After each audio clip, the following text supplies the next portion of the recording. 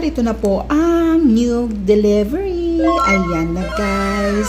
So, pagdating po dito ay diretso nang lumarga si Father at saka si Mother papuntang bukid at dalhin ang coconut dwarf. So guys, ayan na po. Nandito na po ngayon sila Father at Mother sa bukid at itatanim na po ang coconut dwarf. So guys, ayan po ay coconut dwarf na nabili namin sa Lazada. So guys, ayan, gusto naming itry na itanim ang coconut dwarf. So guys, coconut dwarf po iyan ha.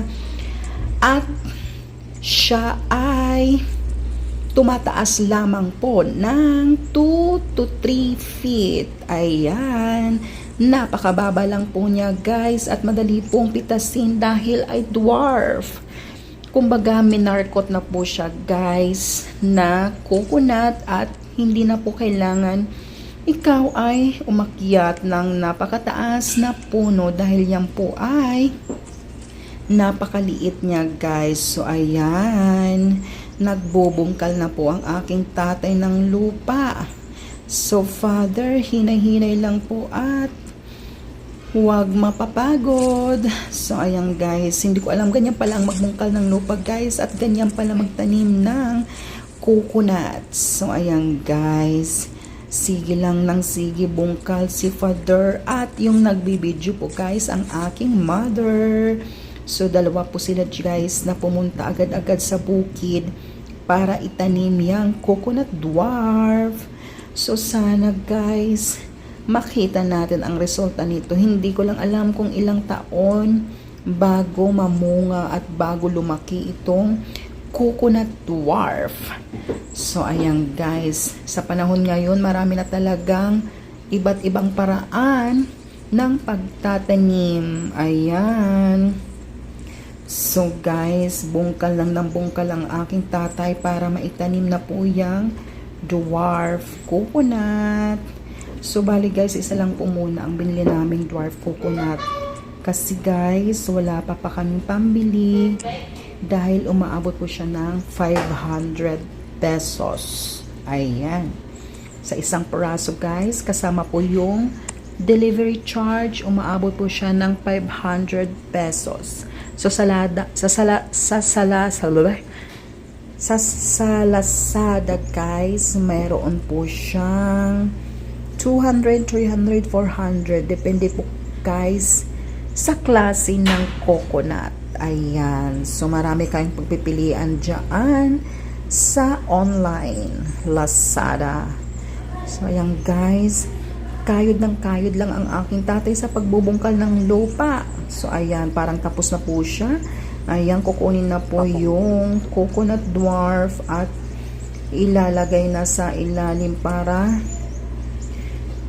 itanim na po siya guys. So ayan, tapos ibabalik din yung lupa na binungkal at ganyan guys. So lahat po ng kaniyang katawan ay tatabunan po ng lupa. Ayan guys, ganyan lang pala ang pagtanim niyan ng coconut. So hindi ko alam, ganyan pala ang pagtanim niyan. So very easy. Nakikita nyo naman po at napakadali lang siyang itanim, diba? Kaya walang kahirap-hirap. Ang mahirap lang po ay ang magbungkal. So manually talaga guys ang pagbungkal. Ayan, diba? So sana ay lumaki ka at mamunga ng marami. So ayan guys, ang saya-saya pag nakikita ko at nai-imagine ko na ngayon kung pag lumaki siya at mamunga, napakaliit. O diba? At least may nag-iisa na kaming dwarf coconut na tanim para paramihin na lang namin sa susunod na pag mga taon, pag siya ay maraming bungang. At ayan na guys, tapos na po si Father magtanim ng coconut dwarf. So ganyan lang po kadali at walang kahirap-hirap. So sana ay lumaki ka na agad-agad. Char, ang bilis. Agad-agad. Lumaki. Ayan guys. So ayan po ang kabuuan ng pagtatanim ni Father. So medyo dumi pa ang paligid dahil kailangan panglinisan ang mga kapaligiran na marami pa siyang mga natuyong mga damo-damo, di ba? So ang kulang na lang dyan ay linisin. So ayan, ongoing na sila Father dahil tapos na po silang magtanim. At ayan na guys, pauwi na po ang aking nanay at tatay dahil tapos na silang magtanim at medyo maganda rin ang panahon dahil para siyang uulan at maulap. So ayan guys, madidiligan din ang coconut dwarf na itinanim nila Mother. So hindi rin siya mawawalan ng tubig dahil parang uulan po ang panahon. So ayan guys, sana naman siya at madiligan ang coconut dwarf. So ayan guys, so nakikita niyo maraming mga bahay din pala ang nakatira dito sa paligid. At guys, ang pinakamaganda lang talaga yung nakikita mong purong-purong green, diba? Ayan, maraming pananim na palay, diba? Ang sarap pakinggan at ang sarap madumaan sa ganitong klaseng daanan na ang naririnig mo ay huni ng mga ibon. Walang masyadong maingay kundi mga ibon lamang guys at hangin pagaspas ng hangin. O, diba? At ang importante sa lahat guys ay napakasarap sa mata dahil purong-puro green ang ating nakikita.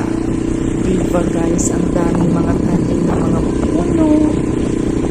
Hindi siya masakit tignan kundi masarap sa paningin guys dahil yan po ay nasa bukid.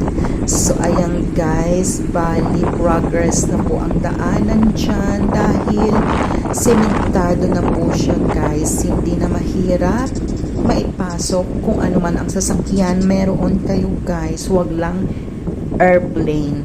Hindi talaga yan dyan kakasya. Ayan lang po guys. So ayan, bali guys, ang nakikita ko lang talaga dito sa sa bukid, karamihan ng mga sasakyan nila ay habal-habal at yung mga motorbikes. Ayan, kasi yan lang ang pinakamagandang paraan at mabilis na sasakyan papunta siya sa bukid. So ayan guys, bali yan ay sa taas ng bundok. So nakita nyo naman, di ba, yung kalsada, napakaganda na ng kalsada guys. Sementado na siya, wala nang kahirap-hirap, hindi na kayo maglalakad, wala nang alay-lakad na mangyayari. Hindi katulad nung mga nakaraan mga panahon, kabataan ko pa guys, napakahirap talaga, sobrang hirap dahil alam nyo guys, wala pa iyang sementadong daanan. Yan po ay rough road po guys, Diyos ko Lord. At pag naulan po guys, talagang dudulas ka dyan kasi napakadulas ng daanan. Pero ngayon, tingnan nyo na, ang ganda ng improvement, di ba?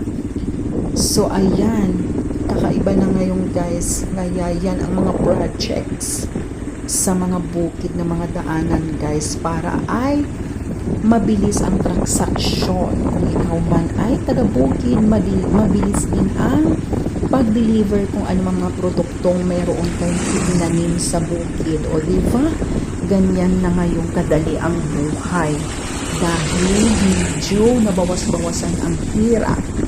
Diba, ang inyo na lang ay bumili ng sasakyan. Ayan lang po.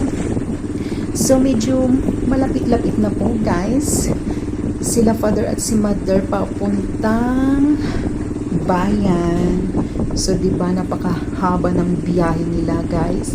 Ganyan po talaga kalayo ang binabiyahe papunta doon sa bukid. Ayan. So kayo ay may bukid, yan po ang dadaanan niyo kasi yan lang po ang pinaka main highway. Oh, diba guys? So, ayan guys, feeling ko pag tuwing gabi or madaling araw, napakalamig dito guys kasi ang daming puno, diba? Ang dami-daming puno, kulang-kulang pa ang mga kabahayan dito guys. So, ayan, napaka-fresh at ang sarap siguro ng hangin dito dahil fresh, walang polusyon, charot. Diba? Kaya guys, malapit na ang winter. So, malamig na rin ang panahon dyan.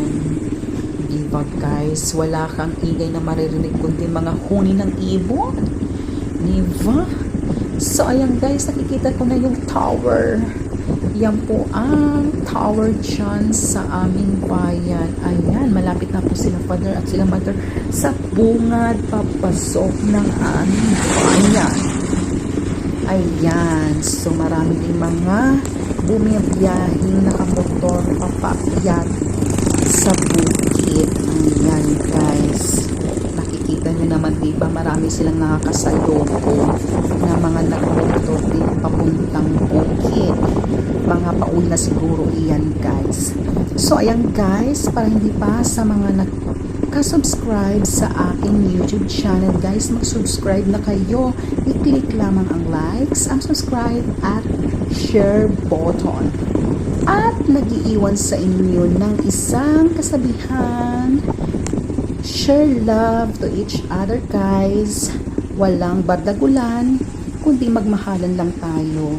At ayan lang po. Maraming salamat sa inyo guys. God bless you all.